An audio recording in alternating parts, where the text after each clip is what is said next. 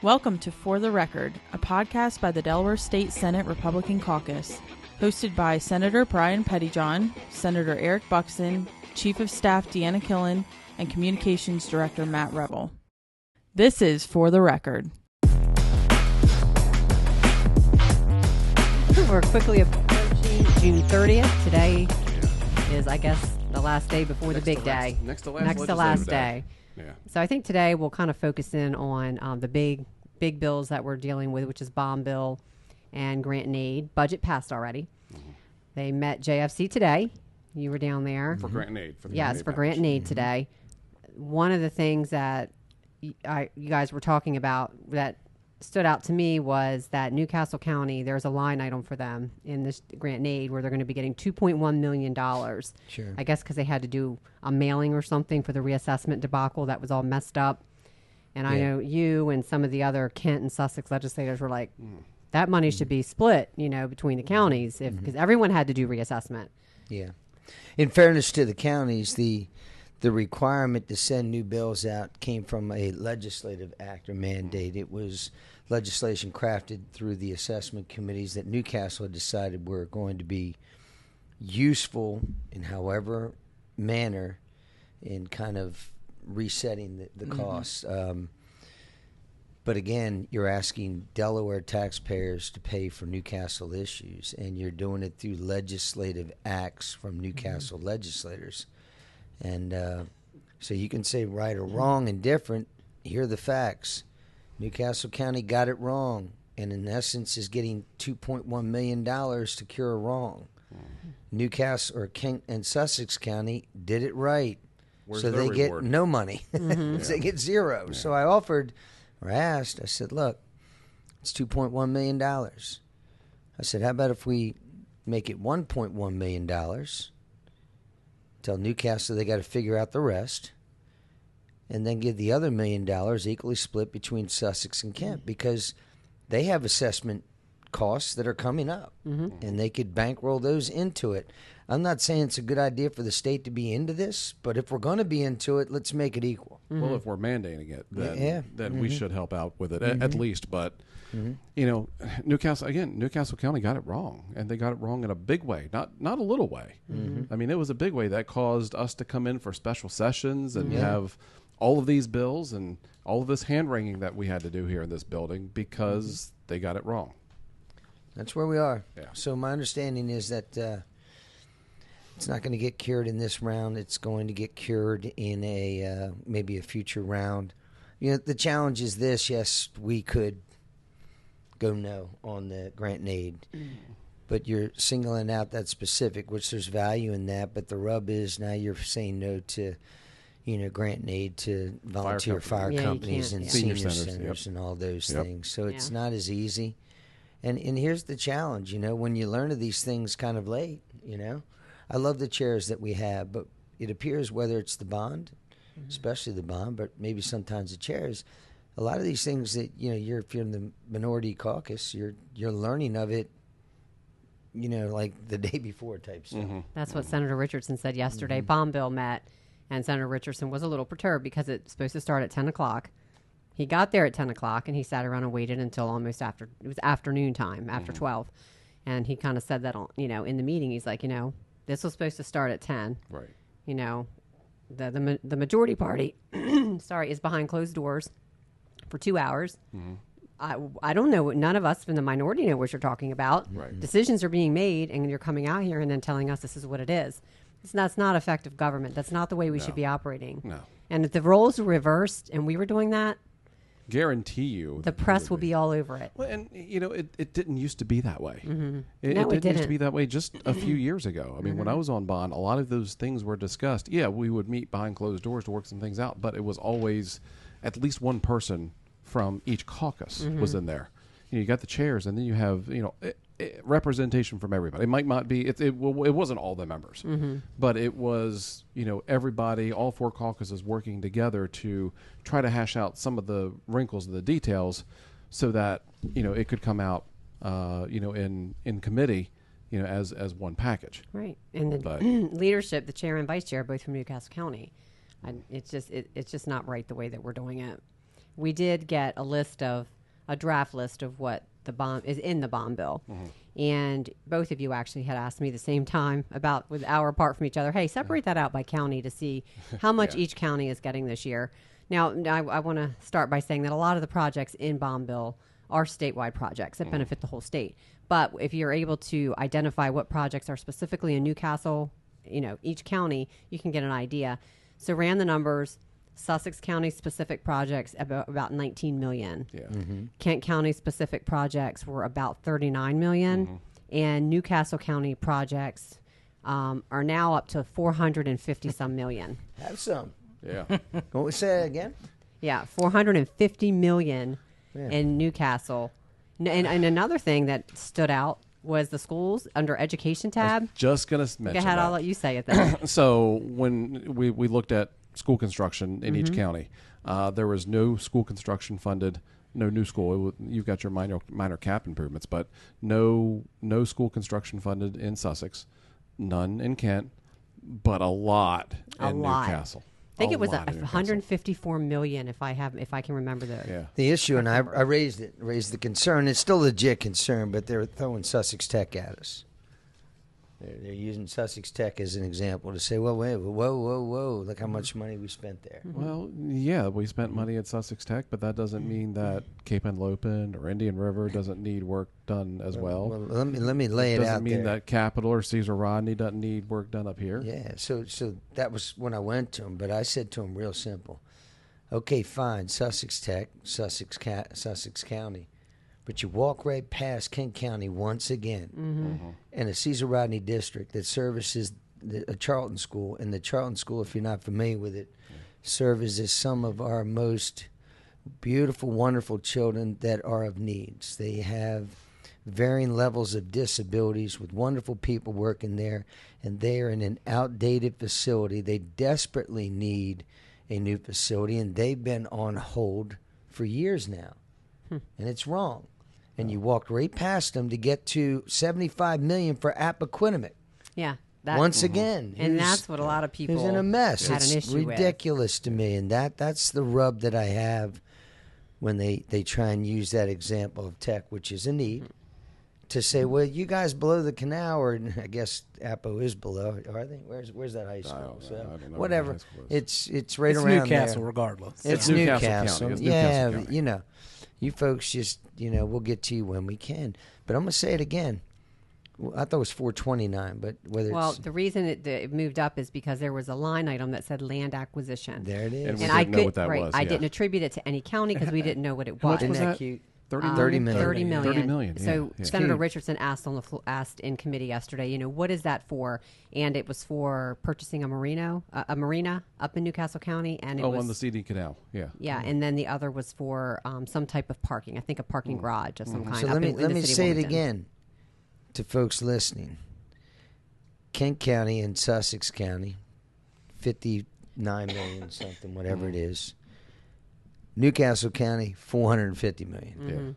Yeah. Right. Now, you can argue all you want, population. You can say there's a lot of industry, a lot of money comes from there, and you're not wrong. But come on now, 450? 60. I think Well, and what got thrown to me was, remember, we just did Kent and Sussex County Family Courts. Don't forget that. They said that to me. So what we're going to do, and I've asked Deanna, look back 10 years.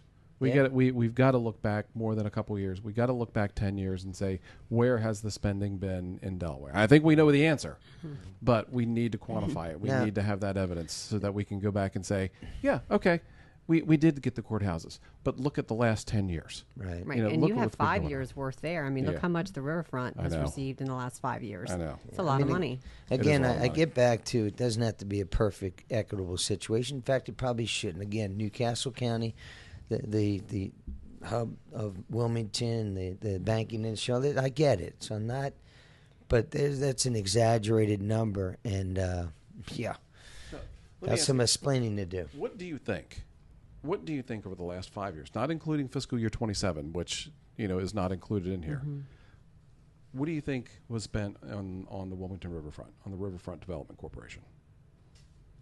on the riverfront. Yeah, Riverfront And that's Development Corporation. that nice, beautiful hub off of 95. Where the Chase Center is. and all Yeah, that Chase stuff. Center. Yeah. Well, I wouldn't pretend to guess. I will tell you this: it's beautiful down there. But Is it $43 million beautiful? well, it better be then. Evidently, that's what you're telling me, Yeah, right? yeah, $43 Well, it million better. beautiful. Especially since it's $43 million towards what? State-owned this and that? Yeah, Or what is it? We hear Riverfront. What is that? Is it just supporting? There is a corporation that was a state chartered corporation that was for redeveloping that riverfront, just like you've got the Fort DuPont Redevelopment Corporation, another state chartered through legislation corporation that's putting money into those types of things. So what would be an equivalent to that in Kent and Sussex County? The There is no downtown, equivalent. the downtown Dover partnership. They try to use that as an example in But that's Dover. not state. but That's that not is state land, though. There's no chartered corporation that handles that. That would be like the state coming in and saying, okay, we're going to take Kimmytown and Georgetown, and we're going to do a state chartered corporation and redevelop Kimmytown area in Georgetown, and houses and commercial and stuff like that. That's what that would be. Yeah. If we were going to do something like that, but we don't have anything like that in Sussex.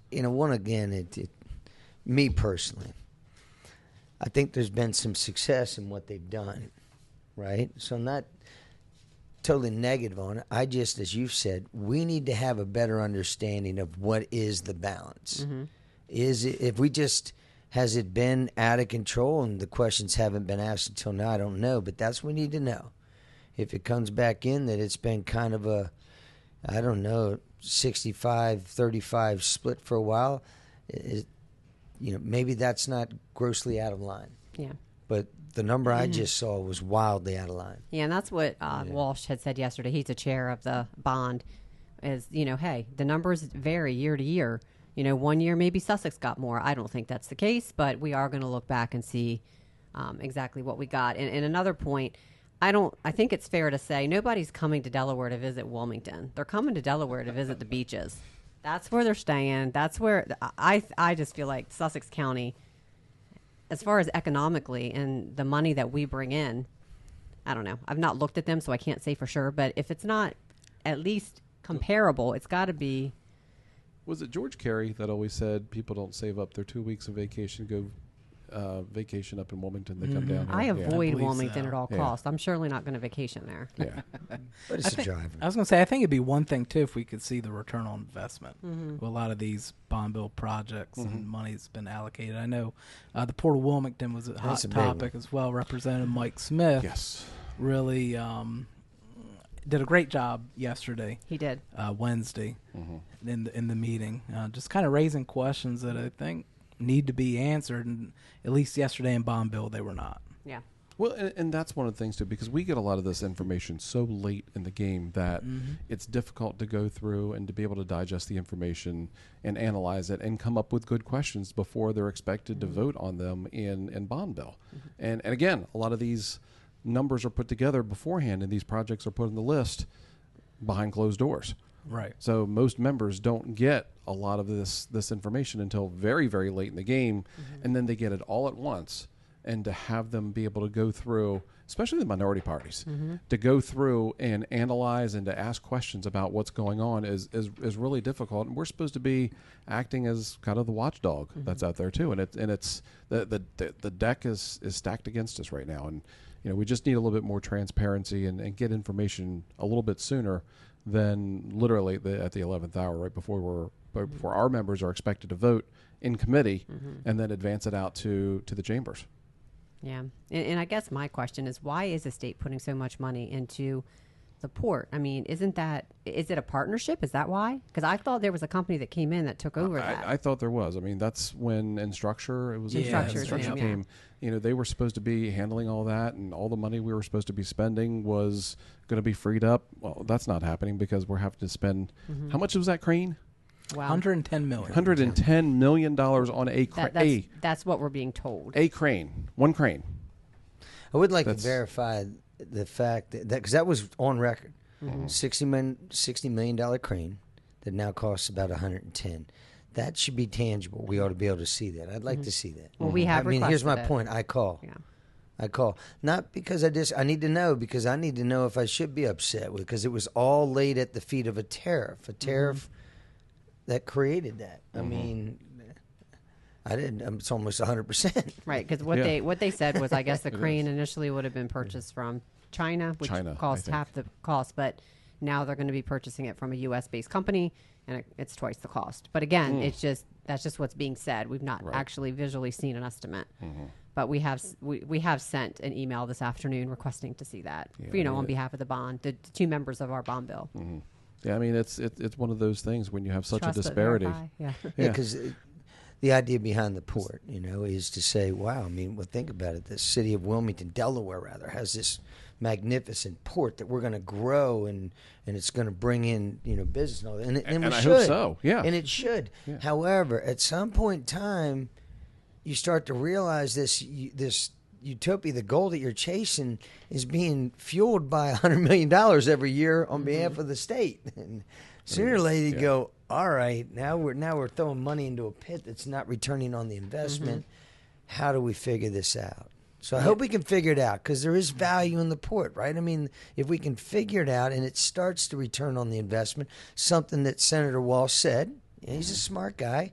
He said, we hope that we're bringing in $40-50 million a year out of this investment sooner rather than later. Well, hopefully sooner. Hope so, yeah. Yeah, I know. Well, Representative Smith, I think, noted a figure, something like we had injected like north of $300 million into the port. I don't know over what period of time, but over the past few years. Right. Yeah. And he's like, we have not seen any sort of return on investment. Yeah. Right. At least that warrants that kind of investment. Yet here we are getting ready to put another $100 Well, I feel that that's the way we operate our state in general. We don't have to see anything. We give money to nonprofits, advocacy groups, and we never. Fisker was the big thing. That was But the we big never Bloom, ask right? about, Yeah. what are you producing? What are the results? What is the ROI on all this? Where's the clawbacks? Right. Where are the clawback provisions and all of these things? And Right? do we They execute? just come every year and ask for more money, and it's like, okay, well, what did you do with the money last year? It's just there has to be more accountability, not just in Delaware, just all over. There some has of to these, some of the NGOs, they exist. They exist to try to solve a problem, but they really don't want to solve the problem, because if they do, then they go out of business. Yeah, sometimes I think problems are created so an NGO can be created. Yeah, and I would agree with some. There are some that are good. I mean, I agree. I'm not saying that everyone is bad, but there are some that you just do enough to show something on paper, but they know that the problem. They really don't want to solve the problem. Otherwise, all of them are going to be out of a job. I think in the 8 years that I've been here, there have been 3 different owners of the port. Yeah. Yeah. And every time least Gulf they're going Dana and every now. time they're going to fix it. They're going to Yeah. fix it every Yeah. time. Yep.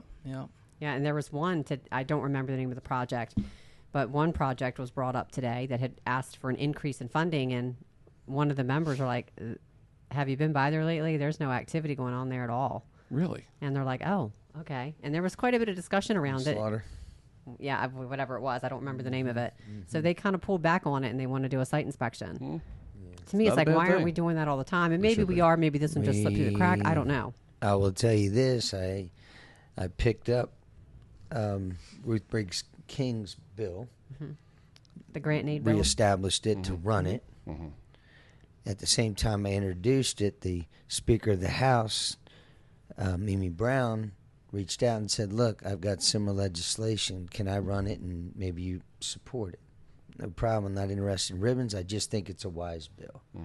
Well, will now be 2 years ago. So it was the end of last legislative session. It didn't get run. It's now not getting run this time around. So I'll be introducing that legislation. It's basically just want a full audit. Yeah. Like, what's wrong with that? I just want There's to. nothing wrong with that. The JFC feels like the chair said, no, we already have that. Well, no, you don't. I sit on it. And if you're saying then that it's the folks that are down there that you work with, the individual members of the office, it's a lot to ask. And I think it's bigger than what their assignment probably is. Yeah. So I just think folks need to come in, and I need to understand some very clear things.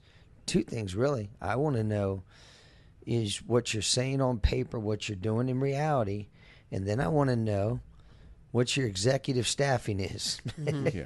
Because you see a little bit of that. Yeah. Pull their 990s, pull their nonprofit Yeah. tax returns. Well, bring and them see what in. that I says. just want them to come in. Know we're Yeah. looking. Yeah. Maybe you have $1 million grant and you're getting paid $200,000. That makes sense, but you better make sense of it. Yeah, some of these salaries for Because your $200,000 is higher than the secretary for the Department of Health probably, and she's running a $1.7 billion budget. Yeah, exactly. The Secretary of Education is making $200,000 with a $2.6 billion budget, and we're paying you $340,000 to run a $2 million budget. Yeah. I call. Yeah. You can do that with your own private dollars, but if it's a state-funded initiative, why can't it be $100,000? I'm just saying. Yeah. Yeah, I agree. And I know Representative Smith brought this up, so I'll bring it up, was the $35 million that's been allocated to the addition to Lake Hall. I know I guess he had heard from a lot of his constituents that they don't think this is the year to do that. That money could be used somewhere else.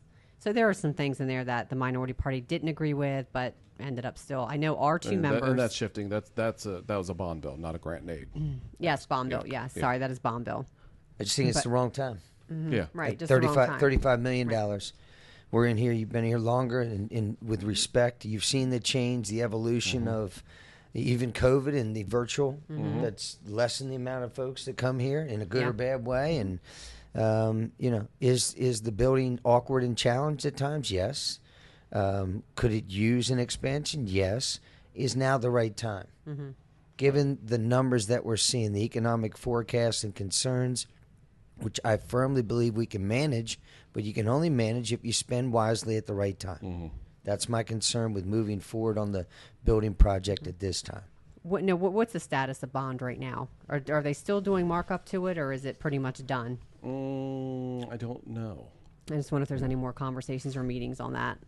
Yeah, I'm not sure. I don't think there's any more scheduled meetings. It's a House bill this year. So Yes, yeah. it'll start in the House, so we'll see. We'll see if it makes it over to us. Well, they might be working it today and then send it to us for. They're not working bond today. No, they're and The votes. on the floor. It's not on the agenda. No, I doubt it. was, I don't was think it has asked. the votes yet. It was specifically asked to hold to June 30th. Wow. Yeah, I think it's going to be a long night, June 30th. It's going to be a long night, June Yes. 30th. It's going to be an early morning, July 1st. Yeah. I think there's a reason why a couple of my bills that are attached to reps Yes. over there Yeah, we're waiting. are stuck in the dead and water right and for now. people that don't understand what that means is like the bond bill, the House has enough people they have enough members where they can hold the bond bill up. They would need basically their votes in order to pass it. So if they all decide no, we're not going to vote for it, the bond bill doesn't pass. Right. So it becomes a bargaining chip at the end of the year. And again, like he just said, I have a list here of all the bills that we have right now waiting in the House to be passed that just are sitting. So again, they're going to be using them probably as bargaining tools too, and that's unfortunately how it works here on June 30th. Oh, well, So, yep. bring your cots. Yep. All right. Anything else on bond bill, grant and aid? Nope. No. All right. Why don't you give an update on your CR statute? Because I don't know that a lot of people even know that you were responsible for making connections to actually get it to D.C. For the 250. for the 250, and that's where it is right now. Sure. So, just to rehash, back in the day, I started this thing and made connections with the city of Wilmington. The mayorship changed over from Purzycki to Carney. I had talked to Carney when he was governor about my interest in this, and when he became mayor, he reconnected and said, hey, if you still got an interest, we'd like to work something out. So that developed a relationship with me specifically and the mayor's office. That led to conversations with the city of Dover, reaching out to the federal government about park designation that they controlled. That prompted a call from D.C. to me saying, hey, if you have a contact, if you'd like to help orchestrate this, we'd love to have the statue during the 250th celebration in D.C. Yep, you were in my office when you got that call. Yeah, I got from the DC. phone call. Yep. It was a call from General. Who's this? The 250th committee. Exciting. That led to a National Parks call. That led to the Department of Interior talking with the City of Wilmington. City of Wilmington, Department of Interior, and boom, now it's in D.C. But And how long is it there for? yeah, the agreement is 6 months, and so within the 6 month time frame that started essentially when it got there. So maybe we're at 5 months Probably now. about 5, yeah. We Delaware needs to come up with a plan to where to relocate to Kent County. Now, the city of Wilmington agreed to review a resolution that I had drafted last year that I shortened up this year that would basically ask the General Assembly to create a sort of a group that would come up with 2 things. Number one, best location in Kent County, and then secondary, a group that decides how to properly display it. Neither of which I'm in complete control of. The only reason I'm involved is because I've just refused to quit on it. Right. But at the end of the day, it's not Eric Buckson that gets to decide. I will be more than happy to do it. Give me the authority. But speaking with the governor, the city of Wilmington sent a letter saying we support the resolution, which gives us credibility to say to the state, yes, they want help. The state, hopefully either leaders of both the House and Senate, majority and minority leaders, can agree to maybe put something together saying we support it too, or maybe the entire General Assembly. I don't know if that would work, but at least the leaders, because then that gives me and others the credibility to go about doing this. That's what the goal is. Right. So I'm not just walking in saying, hey, I got this statue, I want to put it somewhere. And they're like, yeah, who are you? Well, I'm a senator. Yeah, that's not important. How do you have the authority? That's what the governor said the other day. He goes, but you need clarity that Wilmington agrees. So yay to all that. Where do I think it should go? You've heard me. We've talked about this till we're blue in the face, but it's got to happen. I think right out in front of the Leg Hall is the best spot. I met folks from Wisconsin today, Connecticut today, Vermont today. I don't know why it was all on the East Coast, Northeast swing, but folks visit here all the time. All the time. And we could put it right out front and have a majestic display. But last thing, 2 things. If it doesn't go there, I completely disagree with the Historical and Cultural Affairs group who says that John Dickinson isn't a good place. I'm going to tell you why real quick. If you guys go down Route 1 headed to the beach, I'm talking to viewers, head north, you're coming south, and you look just before you get to the air base or just after you pass it, there's new construction going out in the middle of this cornfield. That's called the John Dickinson Plantation. That was a $5-6 million project created by the state to bring a visitor center to Kent County. It's within a quarter of a mile from the AMC Museum, beautiful museum full of fabulous planes that the air base is sort of connected to. It's a tenth of a mile from Caesar Rodney, where his farm, where he grew up, where he's buried right now in an unmarked grave. So you're spending all this money. You've got the St. John's right down the street, which was a part of the Underground Railroad. We could create a visitors sort of historical place there. You've got the oldest building actually still standing in the state of Delaware, dates back to the 1600s, and I would argue probably Lewis might want to lay claim to that, but it's a 1600 building that's in the woods right behind it. Man, you could really do something here. Yeah.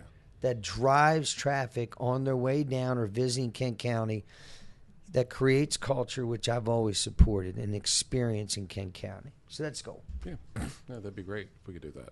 Yep. So we'll keep everyone posted. I'll on that. support it. I'll sign a letter. I know you would. Yeah. Got to get Gerald your will do boys. it. Gerald will do it. You got to work on the house guys. Well, I think the house guys would. It's the house gals I need to talk to. And then, of course, I feel like behind the scenes, there's a lot of bipartisan support. So I don't know why we can't get it moving. No? I think we can. Yes, you're right. There is. There's a lot of folks who are willing to say it in a closed-door room or in a conversation that's private.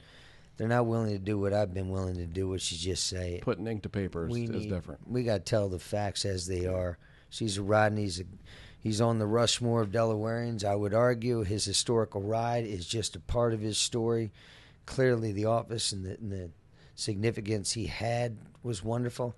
And as we've always said, you've got to tell the story of ownership of slaves and his role in that and what that means and how you tell that. That's why I said a separate group needs to decide how to display it. Shouldn't be me, you know. Yep. All right. The only piece of legislation I have on here to talk about, because I figure we'll save all the legislation talk for next week, is SB 24. After. Yes, in the weeks after. It's going to take more than one podcast probably to catch up on everything that was passed this year. But SB 249, the harm reduction bill, passed the House, so it will be law as soon as the governor signs it. So we are calling on the governor to veto. I hope he does. I hope he does. Has anyone heard if No. that's a possibility? No. No. Full premise is this. You've seen it. This thing saves lives. And what I want folks to understand is we're not disagreeing that you can keep an addict alive longer if you provide Narcan and you have clean needles that cuts down on disease or other products. We're not arguing that. What we're arguing is it's a failed model. That shouldn't be the end-all, be-all, and that's all we're doing in the state, spending money on these types of programs instead of finding real cures. Recovery. Recovery.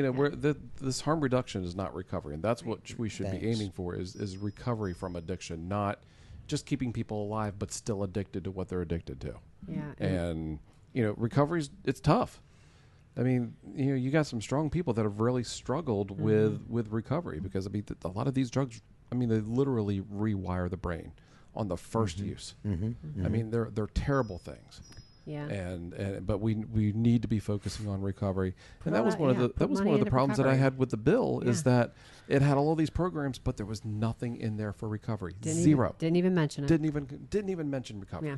Like that's an So afterthought. we know where the priorities are with that.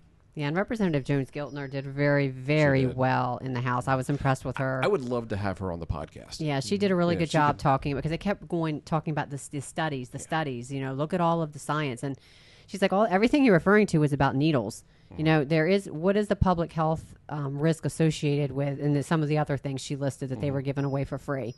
I thought she did very well, and their argument was, if you think it's going to be successful, make it a pilot program, and let's have some data from that. Yeah, that's what I was going to mention. I know Representative Smith, I think, pitched that. Is why don't we just try it as a pilot? The cookers, they're cookers. That's But- where you clean cook into an ejectable fluid or inhalant. You have screens for it. That's what we're talking about. Scales. In the language. Yeah. You got a scale? Not a problem. You need a new one? Well, we got you. We got you. This is insanity. Meth pipes. Yeah. Meth pipes. Crack pipes. Clean. Yeah. Clean. Well, Yeah. on the streets right now, what you're seeing right now is heavy crystal meth, fentanyl. They basically are saying it is just a hodgepodge of horse tranquilizer type stuff, literally fentanyl. And the big one that's still out there nobody talks about is alcohol. Yeah, it is. Alcohol is consuming people's lives out there on the streets. Yeah, and Representative Bolden had mentioned, she gave credit to Margaret Rose Henry because that's who I guess initially did this whole needle exchange program. And she talked about how good it was because it was making it so people had to come turn in a needle to get a new one. Boom. And I'm thinking someone needs to stand up and say, you do know that this bill doesn't do that, right? That with this bill, there's going to be needles laying everywhere where kids can step on them because she talked about how safe it was for kids when you didn't have to throw the needle on the ground. You had to turn it in. It's not an It's exchange. horse bucking. It's not They an don't do exchange. that anymore. Not an exchange They don't do it program. anymore. Yep. We changed that on the floor I know. 2 years Did ago you not where we remember went that? from 1 to 1. We offered an amendment that said, look, I know you're not going to go 2 for 1. How about if we go 5 clean ones for 1 dirty one? They said no. And I said, well, you're removing the contact point. And you're discrediting the addict because you don't appreciate the intelligence of someone who's struggling with addiction. Giving someone unlimited needles creates commerce and bartering. Yeah. You have individuals in communities who it's their turn to go. They go get them. They bring them back. How do I know that? Because they tell me this. They're a commodity now. It's a commodity like this 249 is going to be, where they said in the bill they celebrated the secondary point of contact. I think they called it something like that, where the individual strung out who's receiving this can have more than just one, because the intent is for them to go back to their communities and redistribute. And here's what they said, and maybe educate them on helps here, hopes here. Wow. Yeah, it's just so misguided. It's insanity. Yeah.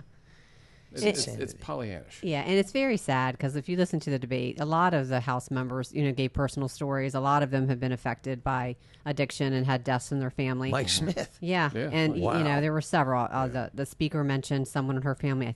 I don't want to say who it was. I think I remember the family member. And then Representative Ross Levin also mentioned a family member that she lost. And I do think that their heart's in the right place. I just think it's a very misguided policy. Yeah, I don't question the intent of any of the sponsors or supporters at all. A lot of these policies, you've got to lead with your head, not your heart. Right, and that's we've talked about that before. That's the problem. Yeah. That is so true. Yep. So Tuesday is June 30th. We're going to be doing actually a lot of little behind-the-scene clips that we'll be putting out for people to see. You do tell us what you're doing, because we can't. It's going to be a surprise. It's going to be a surprise. Oh, come on! It's going to be a surprise. So if there's anything not really, I put them on last week. Remember? Yeah. Well, we got a little sneak peek. But we got a little plan. We got a little plan for what we're going to do. Okay. Or I have a little plan anyway. All right. Well, I mean, you're the boss. Yeah. But we'll surprise everybody. If there's something you all want to see behind the scenes, let us know. A lot of people don't know what goes into a June 30th. Like even like what the legislative aides, what our administrative assistants, like there's a lot of work that goes into it, and it's a lot of hustle. So it's funny you say that, because I had somebody from Sussex Central from Girl State that was sitting with me today, and we were talking about like the behind the scenes, like the inside baseball stuff. She's like, wow. Yeah. She's like, I knew government, but I didn't know this. And a lot of people just don't realize what happens in this building, what has to happen, to move legislation and to move policy forward. And, especially what we have to do. Yeah, we'll film you guys too. Okay. Oh boy, here we go. Yeah, maybe have you guys wear it for a couple roll calls. Maybe when we're here 3 o'clock in the morning, you can wear it during our bond bill negotiations. I like seeing like when you have like the baseball umpires when they've got the cameras on. I mean, just as do you have it muted? They're like they're moving around all the time. Their heads are moving. They're always looking at stuff, and it's it'd be interesting to actually sit back and rewatch. What I'm looking at and how my head's moving around the room and stuff like that. It's just there's just so much. My voice, I'm worried about what I say. I can edit it. I mean, no. Why would you say that? Yeah. No. Good thing we can turn our mics off. Yeah. You have a penchant for removing and taking your glasses off, so I don't really know. Because I can... Well, the readers, I can see this, but then I can't see you. Yeah. Right? Or I can see now, but now that's half blurry. the video would. So I do this, and then I do that. Yeah. The last few days, these are having to come to, and we're Oh man. So if I look across the way at the other side, I can't see. I can see them, it's just blurry. Right. It looks like when I do that there. Yeah. So that's the why. It's not really just Hey, big night tonight. Big night, 9 o'clock. Oh, what's USA. Oh, Soccer. Okay. Yeah, man. Who World they Cup, playing baby. World Cup playing Turkey. Turkey. Yeah. Okay. So, So if we went against Turkey, we're already in, but We're if doing we can good. beat We're that doing good. I team, know. Yeah. if we can beat them, we're legit. We'll see, I guess. That's probably where it comes down to. And would it be if we win this game and then the other game happens the way it does and England wins? Is that Would set that up be for 4th of amazing? July? If that's true, I heard that. That would be fun. I heard that we're I gonna saw that on play 'em. ESPN, and they laid it out how the U.S. and Great Britain and England could be playing in the Philadelphia the on irony. 4th of July. Just be irony, right? Could you imagine Yeah. the storyline and, That would be the pretty fun. fight? Yeah. All right. Well, That's all I quick. got. Well, Oh, real sorry, quick. Kat. I was going to say the schedule, though. Podcast schedule. Lord knows if we're going to be able to record an entire episode Tuesday. It could be We won't. or Wednesday morning. Who knows? I'm sure we're all going to be real tired. Oh yeah, I'm not coming back Wednesday. That's what morning I'm for this. saying. When I say Wednesday morning, I'm talking like 2 o'clock in the morning. Oh yeah. So, If they decide the caucus for an hour, we might be able to film. well, something, yeah. but So we just- might be just able to don't do know. that. We Yeah, just we don't Do it really. on the fly and give them an idea. Yeah, I was going to say, don't know exactly when the Facebook next Live. episode is going to be. I mean, but we might. How about doing like a couple small ones throughout June 30th? I had recommended that. We Yeah. talked about him and I had actually talked about that Let's a little bit. let's do like a few of them, and then we can do. I mean, the final one can be a 10-minute. Hey, Sure. This is the last ones that we did. We're done, and then go. I just work here. You Sounds just work here. I caught the sarcasm there, Matt. And we have 2 little ones coming up to visit, right? That we might put on the podcast. Nah, I don't know if they're coming up. Okay, Well, all right. I don't know. It's to be seen. Okay. Yes. We might have some special guests. We'll see. I was hoping to get that today for bringing kids to work day, but Okay. things don't work. Did you out, get a good sorry. picture of my buddy? All right. All right. We'll I see know you everyone did. soon. Yes. All right. For the Record is recorded and produced by the Delaware State Senate Republican Caucus. You can find us with the DE Senate GOP handle on Facebook, Instagram, X, TikTok, and Threads. Discover more about our caucus on our website, senategop.delaware.gov.